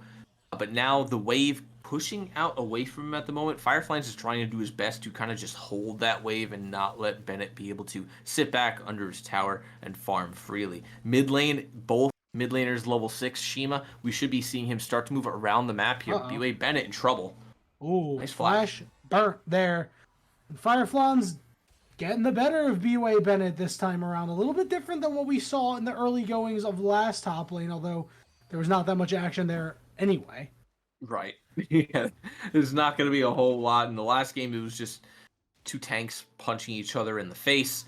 And now it's going to be a mage enchanter against the guy that wants to punch her in the face. But BOL Bennett is going to have to back here as Riddy shows up into the top side. And that back goes through just in time. I'm sure Fireflies could have pushed R and looked for a dive. Yeah, very good stuff. Smart back out of BOL Bennett. You know, a second later, and that could have been disastrous. It means it wastes a lot of time of Riddy, and does allow that first dragon to be secured here by Go Next Gaming. Just, about 6 minutes and 30 seconds into the game. Despite that, it's still an 800 gold lead purely off of CS. Yeah, and that's just going to be the story throughout the night, I think, too, on this game. Joker obviously going to be able to farm a little bit quicker than J Radius can, and Fireflons on the top side, he pushes a wave under tower, and BOL Bennett misses half of it. So now he is 6 CS up. That's going to be an entire wave in his favor. Bot side is going to be just about the same story, except it's about 2 waves in favor. 300 gold for Joker, sitting on about 2K worth of gold right now. So his first back is going to be pretty big. Yeah, and we talked about how strong the bot lane of Vance and J Radius are, playing for the University of Maryland, Baltimore, right? Mm-hmm. But we didn't really talk too much about the bottom side of Dorado Gaming, where Cutie Boy has been a solid stand-in at support, but Joker has been one of the best bot laners in the league, and he's looking to show it here. Does get stunned up, did have the cleanse available, but determined there's no way they were going to be able to chase that down. Yeah, and as you were saying, Joker, a very strong player. Very high win rate on that Jinx is why we saw that in the last game. On the Aphelios, kind of plays the same way that Jinx does, just takes a little bit more productivity and knowing which guns you need up. Riddy and Overrate going at it in the jungle here, but it looks like it will be stopped. Here too. Yeah, Soraka has moved down. They have a full 3v3 to go off. Oh, there's the Weaver's Wall. They're going to cut it off, try to force the 3v3, but you're in a choke point. Orianna Shockwave is available. They are going to get stunned up. They're going to have to force their flash. And now Soraka in the middle of multiple members pops down that wish. Overrate going in. There's the Shockwave. It lands on 2. Riddy has to flash, and they go down. Overrate with a shield, but we'll even know they will go down. Shima able to get the kill. Tom Kench trying to eat Shima, and Shima trying to run away, but the teleport game and the roam game was way too strong. A triple kill for Ziliana. I don't know how that 4th kill was picked up by Vance without using Ignite. Potential quadra kill for Ziliana, but Ziliana is huge already. That was a not great fight. They tried to focus down BOL Bennett, was unable to kill him. He just pushes R and gets his entire team's health back up, and they were unable to kill anybody until they wasted basically everything to finally pick up Overrate. And now it doesn't even look like it's going to matter because the top side of the map is all Go Next Gaming, and Riddy is going to get caught out. Riddy going to manta ray their way out, but unable to do anything to this Rift Herald, and that is very disappointing. They're trying to get multiple members up here. Cute E-Boy in the area. Joker is moving up. They're trying to push them off. And now we see Cute E-Boy getting into the thick of things. Ziliana on the backside here, over in the middle of 2 members, and the engagement's going to come down. E-Boy's going to have to flash away. Riddy gets hit big for big damage, but a huge pull there from Flans. The ultimate down from Joker. Riddy is able to find a kill. Joker gets one as well, and now they're chasing down Ziliana in hot pursuit. The slows are coming down. The exhaust is there, and Ziliana is going to fall. Shut down going over to Flans, and that means the Rift Herald is going to go over to the Belveth. A very, very nice fight there by Dorado. We saw Fireflans able to TP and get onto the backside with the help of that Blast Cone, and Joker able to roam his way up and pull off a kill as well. So he leaves his lane, comes up, gets a kill, helps his team secure the Rift Herald. Riddy is going to be able to eat that right up, and now he's going to be able to go back down into the bot lane. He secures his lead still over J Radius. He's about 20 CS up right now. Shima, despite the fact that General Ziliana picked up 3 kills in that last one, gets a kill for himself. And now Riddy, Fireflans, and QE-Boy pushing up into the top side here to maybe just throw down this Rift Herald real quick and pick themselves up the first tower of the game. Yeah, and Riddy with that parkour, the extra attack speed, able to go over whatever wall they want. Ziliana is here, does have the shockwave available, but the turret is no longer standing, and Riddy, a huge infusion of gold. I'm going to try to dive Joker on the bot side, and Radius was tanking the turret, but Joker looking for the turret putting in so much work. Solo is Vance, over it, Wow. knows they can't get in there. They do everything they can to take down Joker, and left with but nary a scratch. Yeah, Joker was able to survive a 1v2 dive under his own tower and almost get away with a kill. But now we are going to see them move over into this Drake. Vance still very low. Riddy and Fireflies are going to come up. Vance is taking the tower as well. He's going to have to get out of here. J Radius trying to throw up that wall. Ziliana does have the ult. Not quite in the fray yet. Yeah, they're just going to give it up.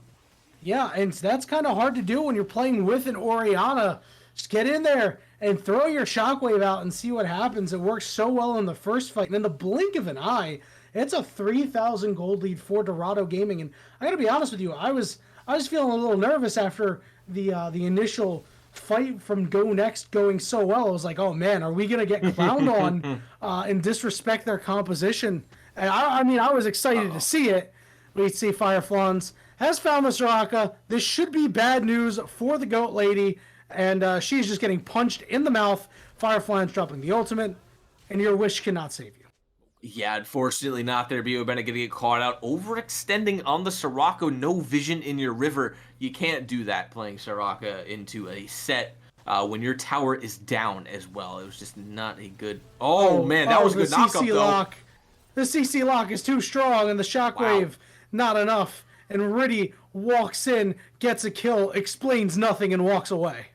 Very, very nicely fought. And now in the bot lane here, J Radius going to be caught out. Riddy should be looking for this one. Oh, Riddy's so fast, dude. But QE-Boy able to pick that one up. And now Shima here looking to kill Vance. The shield is up underneath the turret. This could be a 4-man dive attempt. They're looking to cut the wave. QE-Boy starting to tank it up. The ultimate from the Rel is not going to be enough. Although, oh no, got out of range. The Tomcats managed to find a way out of range and just able to survive a clean dive here from Dorado Gaming.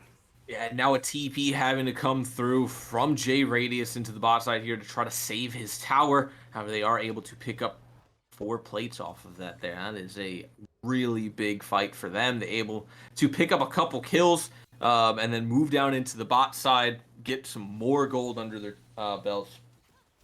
Excuse me. And then just escalate the lead. It was 3k in the last fight, now 5k. And now General Ziliana can't even fight Shima. Throw another rock, Willia Shima, doing so much to Ziliana, forcing them off. And you can see Dorado Gaming really pushing the pace here.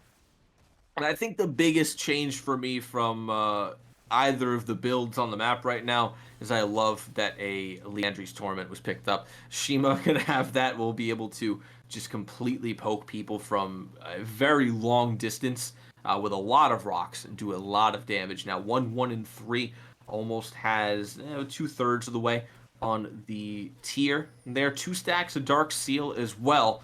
And looking to add to that, they're trying to take down this first tower. They're being a little bit aggressive here. Oh, no. That was unfortunate. Unlucky there. Ziliana trying, but getting the sombrero off, unfortunately.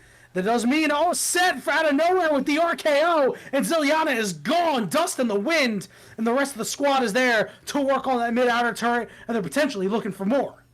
Story of Fireflans in this game, just being able to get behind with these really nice flanks, come in with the ultimate and find the kill. We just saw it top lane against B-Way. We just saw it mid there. General Ziliana unable to get out of that fight. Did not have the ultimate, as you said. Unfortunately, hit the sombrero in that last one there, and now because of that, Joker able to freely push into the bot side here, escalating his lead, has the BT start, is about 30 CS up over J Radius here, and is not looking to stop. Willowy hitting to sombrero into mid lane for Zilliana there, and the first shockwave was so good. Their second one was solid, and that one was a little rough. And you know, I don't know what would have come of it anyway. They may have still died anyway, but that is a bit of a tilter, especially with the way this game has gone. I mean, we're looking at a 7,000 gold lead here, Fury. Like, this is dire straits here for Go Next Gaming, and we talked about it. They don't have that much in the way of late game to speak of. Yeah, 5K is usually my benchmark of, okay, this game is almost doomed. You need your opponents to make a mistake. Yeah, exactly. 7K pre-15 is a landslide lead right now. Not a whole lot to come back off of. General Zilliana started off 3-0, is now 3-3. Actually, there haven't been any kills since that first fight. General Zilliana picked up a triple, and then Vance picked up the fourth one, taking away the quadra, but since then, no kills have been taken on the side of Go Next, and now Rift Herald is the fight. I don't know that Go Next want to take this fight, but they are sure as hell not going to let this Rift Herald just get taken up without their permission. Yeah, you need to stop the parkour somehow, some way. It's a Vagar cage, but they don't have the damage to burst it out. It's getting very low. Riddy potentially looking for a steal here. There's a shockwave. It lands. Is Riddy able to get it? No. It's going to be the Vi, and Riddy is going to fall. Fireflans is going to dish out a lot of damage, and Vance is in a lot of trouble and goes down. The cage is out, restricting movement. But Joker, red and white, you know what that means. You can't fight. Shima pushing the pace, getting a knock-up. Bennett in trouble, has to flash away. And despite the fact that they got an early kill, it's still Dorado Gaming's fight to win. And Dorado immediately pinging on the way to the Chem Drake. A very nice pickup of that Rift Herald. A good steal from Overrate. However, not a whole lot done after that, after they lose 2. So they're going to move straight down into this Drake, immediately pick that up. I can't see a world that this is going to be contested. And that's just going handily over to Dorado. Joker, like you said, in that fight was perfect. Yeah, he's coming hustling. I don't know that he wants to. Oh, wow, that's a lot of damage. Getting rooted. Overrate low. And the dragon will go to the way of Riddy. And at parkour, it's going to mean this Manta Ray is sliding through everything. Cute E-Boy has cut off Vance, and now everybody is crashing on to this rel, but unable to get much more going as Go Next Gaming, they just cannot find a way to fight. And you saw that fight looking really good. Zilliana's ultimate landed and did okay, but they're going to need to hit multiple members in a shockwave for them to have a chance of coming back. The gold lead isn't as bad as it once was. Yeah, and if I'm honest, right there in that last kind of skirmish, back and forth around the Drake there, I think if Go Next a slightly more aggressive draft, they potentially could have picked up Joker while he was walking through the choke there, maybe even pick up Fireflans. However, their team doesn't lay out enough damage right now, especially, J Radius has a Roa that he just picked up completely unstacked. Overrate just has a Black Cleaver, B-Wave's got Moonstone, Oriana has the Leandries. Not a lot of damage from them right now. There's not going to be a world that they're going to win a fight anytime soon unless there's a big mistake made by Dorado, as Zilliana is just getting chunked out top lane by Riddy and has to flash. Yeah, and Vagar, we talked about your late game insurance policy. It's going to take a while to get him going. He's going to get going eventually, and if you can manage to stall the game out, then you could be okay. Everybody talks about, Vagar's got inevitability. Well, it's only inevitable if you have a million hours available to play on Summoner's Rift, but I'm sure Dorado Gaming has places that they want to be, and you can tell they're positioning themselves to start knocking down these inner turrets in every lane, starting to take over more and more of the map.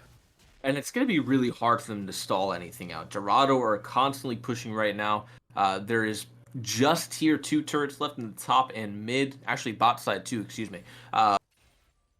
They're sieging constantly. Look at the wave states right now. Look at top and look at bot. Waves constantly pushing into them. Not a single wave pushed back. Baron is up here in a 2 seconds. Realistically, they could take that off of spawn. Whether or not they choose to do so is the question. They may look for a pick first, but I wouldn't be surprised if after the next couple of kills on the side of Dorado, they don't just immediately go for Baron. Yeah, they're going to need to get some sort of kills, because if they just try to do it raw, they're going to have a big problem, because they're going to take so much damage from the Baron, and they're going to be clumped up for Zilyana to make a huge shockwave, and that could really turn the game. So as long as they're patient here, they should be okay. You see they're hovering around it. They take the blast plant over. They're undecided. They actually really want to start this, Fury. Yeah, and BOL Bennett's on the bot side of the map, obviously wishes up to help out with the ultimate. However, everybody's clumped up. Shima can get into this fight easily, has TP, has Weaver's Wall, so they can make this a 5v4 extraordinarily quickly. BOL, obviously, his ultimate is going to help out a lot, but I don't know how much he can help out in the actual fight itself. They are preparing for the standoff here in 5v5. Baron's They're doing it. This is incredibly risky.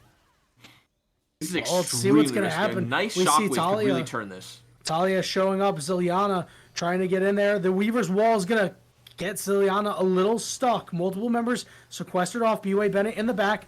Joker trying to lay out some damage. Baron down to about 5.5k. And you can see members starting to get low. Joker's taking a lot of damage. The tanking of the Baron is not what they wanted. Overrate is selected to target, but is not elected to go in any further. And Dorado Gaming has been pushed off the Baron. I'm surprised at the way they fought that there. I'm imagining they're just giving the respect to Go Next. You kind of have to respect the Vygar Cage and Zilyana ult. It's not up anymore. So that's a really big cooldown that is down for this ensuing fight that's coming up here in the mid lane.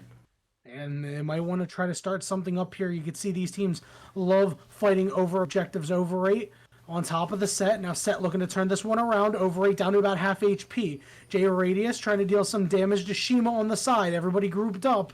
But again, no more damage can come out here. We're going to see a couple of members take it back, and it looks like it might be a reset here for Dorado Gaming. Or they're going to try to interrupt this reset. E-Boy trying to walk it out here. Does a good job. Great awareness.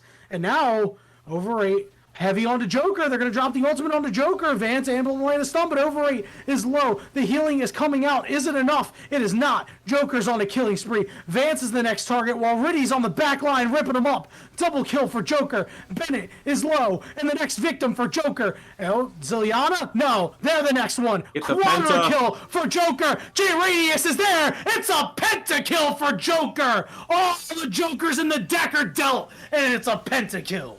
An absolutely huge fight there for Dorado. That is, if that doesn't cement them as the winners of this game, I don't know what does. They have to lose this game if they go to game 3. They have to make the choice to lose this game. There should be no reason that they do. Joker is massive right now, 7-0-2. Fireflans is nearly unkillable, and the exact thing that I said would happen happened. I said that if Overrate chooses to go in, he's going to Q, flash, ult in, get onto Joker, and nobody is going to be there to help him. He was at about 25% health by the time Vance and J Radius even got to him, and they were unable to help him out at all. He immediately fell, and that just snowballed into more kills on the side of Go Next Gaming. And they just completely got wiped. Another Chemtech Drake goes down after the Penta as well. Overrate getting caught out in the top side of the map here. Oh, Overrate, no. Not looking too hot here. 0-3-3. Felt like one of the only times I've seen him use his ultimate, and it resulted in Joker getting a pentakill. Not exactly what you want to see.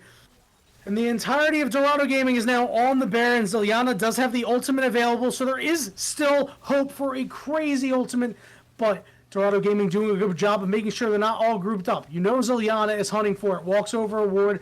Just really wants to go. The Weaver's Wall is out. Zilyana running out of room has to flash over the wall. Vance on the other side getting taken very low. The one tank to try to get him in is going to have to hop over the wall. The Baron taken by Dorado Gaming. The only thing Gonex can say about that is they were able to pick up a tower in the bot half of that, but Vance getting completely chased down by Vance getting the healing.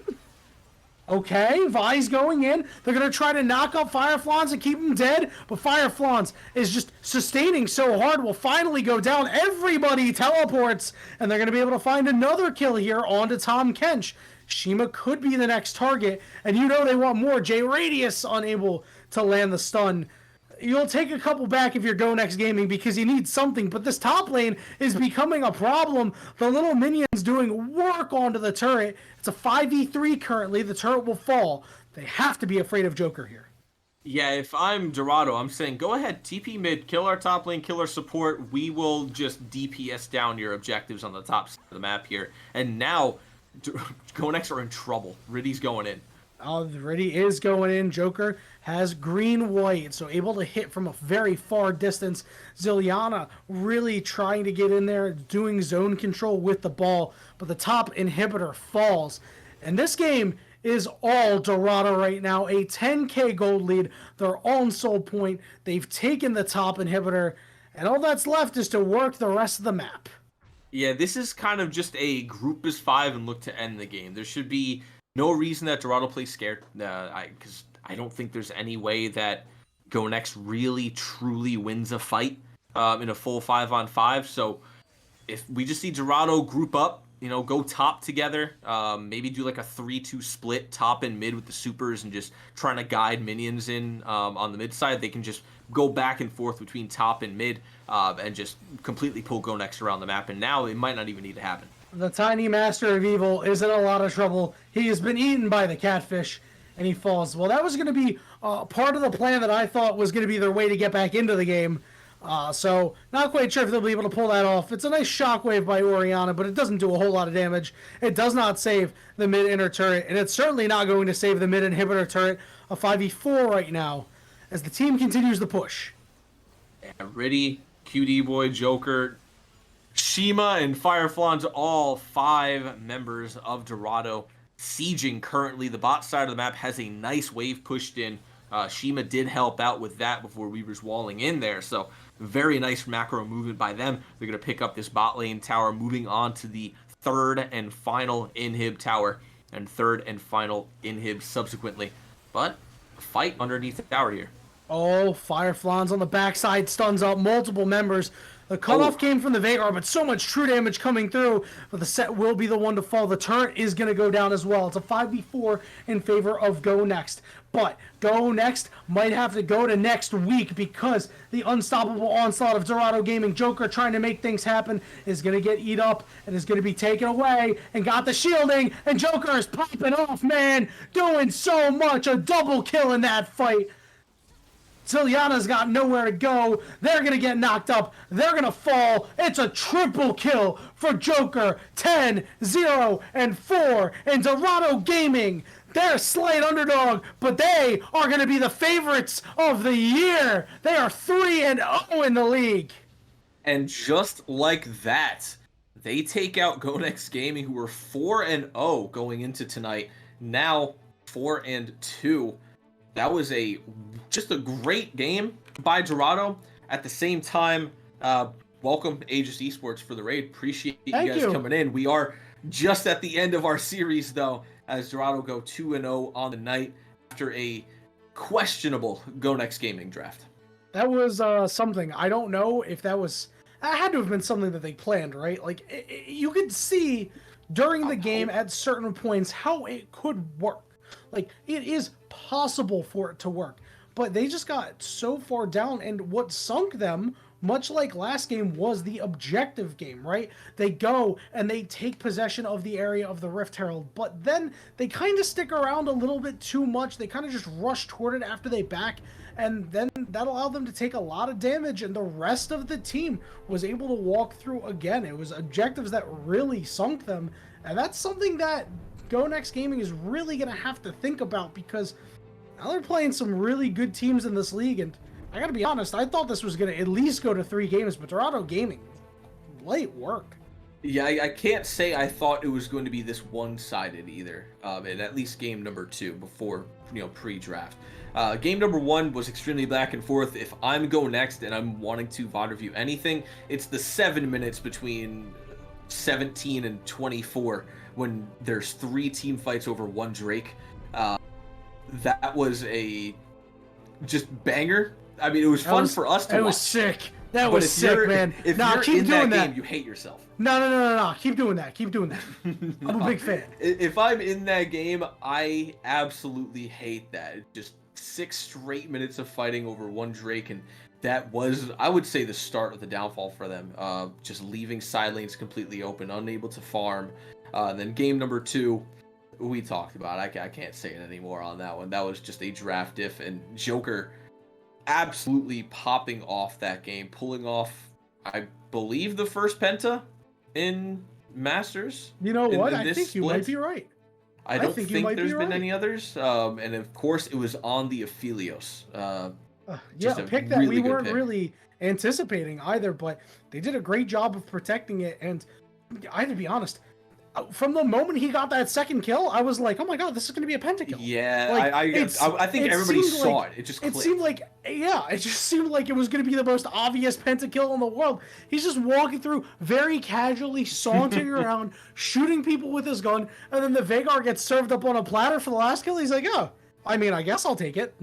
Yeah, for sure. I mean, I think Talia knocked him back over the wall for the 5th and final kill. That was just really well set up by them. Shima having a really good couple of games. Joker obviously having a good couple of games as well. Radius in game number 1 on the Ziggs played well, and game number 2 on the Veigar did not go as well as they would probably hoped. Like you said, I think there's a way that it works, but I don't know. The first pentakill, by the way, yes. The first pentakill. In the you league, guys were here to see it. Yeah, we had 4 quadra kills in the league so far. Joker, surprisingly, has the most double kills, has the most triple kills, does not have a quadra kill because he got that pentakill. no quadras, only pentas, skips over and goes straight for the full house. But very well played tonight by both teams. Obviously, congratulations to Dorado Kai. Going 2-0 on the night. I'm sure they're pretty pumped about that. Able to knock down the current undefeated team and what is a very stacked team in general. So that kind of cements them, I would say, at the top of the leaderboard here. Well, I'll certainly tell you what, it certainly makes them feel a lot better, right? Because going into the game, Riddy told me, hey, you know, we're going to play them hard. He even said that he thought it was going to go 3 games, and he wasn't sure if it was going to go his team's direction. But that's going to be a huge shot in the arm. Like, this dude just has determined, you know what, I am going to Thanos.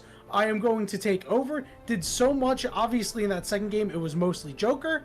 But still, a fantastic series here from Dorado Gaming. And again, that's got to be a huge, confidence boost going into this, knocking off one of the undefeated teams. So really great stuff coming out of this week for Riddy and the squad. Yeah, definitely a huge confidence boost. Let's just hope that next week it doesn't give them too big of an ego boost and they let it get to their head and they try pulling out some crazy stuff. Keep working with what works for you. Obviously, the drafts tonight work for you, and keep with that play style. And I would say easy, number 1 contenders coming in. Easily, but we'll have to see how the rest of the season shakes out, as we are only 3 weeks in, and we will have to wait a little bit longer for some more Blue Water League Masters action. But if you are not tired of all the Blue Water League action we have to offer, and you shouldn't be, because we got a lot to show you tomorrow night, we have Platinum Week 4, 8 p.m. Eastern Daylight Time. Can't forget that, I should say. Shadows Plat versus Oblivion Esports Ruby. That'll be casted by Nyarko and my boy Shibby. And then we got Gold Week 4 on Wednesday, 8 o'clock. Once again, Hyperion Gaming versus CB Shield. And then, of course, on Thursdays, we got IBS. It'll be CB Syndicate and SG Tau with Bickle and Go Farino on the call. But that is it for us here tonight. For myself, Fury, our producer Ejinx, who always does a fantastic job. Thank you so much for everything that you do. And the rest of the Blue Water League family, we hope you enjoyed the games that we had here tonight. I know that I did. And we hope to see you tomorrow for some Blue Water League Platinum action.